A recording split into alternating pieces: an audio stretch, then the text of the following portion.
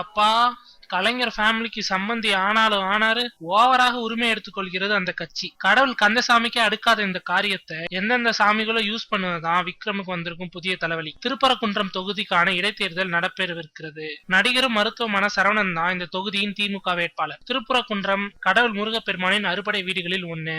முருகனுக்கும் எலெக்ஷனுக்கும் ரூட் போட்ட சரவணன் அப்படியே அந்த ரூட்டை கண்டபடி இழுத்து கந்தசாமி படம் வரைக்கும் வந்துட்டார். தீமைகளை தட்டி கேட்கிற முருகனின் வாகனமான சேவல், அந்த சேவல் கெட்டப்பில் வந்து எதிரிகள் பந்தாடிய விக்ரம் என்று கோர்த்து வாங்கி பிரச்சாரத்திற்குள் நுழைத்து விட்டார். எப்படி தெரியுமா? கந்தசாமி படத்தில் வரும் சியான் விக்ரம் கெட்டப்பில் விக்ரம் சாயிலே ஒருவரை கொண்டு அவரை பிரச்சார வேனில் ஏற்றி தெரு தெருவாக சுற்றி வருகிறார் சரவணன். மக்கள் அனைவரும் விக்ரம் வந்துட்டாரு என்று ஆர்வத்தில் கூச்சலிட, அந்த கூச்சல் சென்னை வரைக்கும் கேட்டு விக்ரம் அதிர வைத்திருப்பதுதான் செம்ம ட்விஸ்டே. விளக்கேத்தணும்னு முடிவாயிடுச்சுன்னா அது விளக்கெண்ணையா இருந்தா என்ன, வேப்பெண்ணையா இருந்தா என்ன,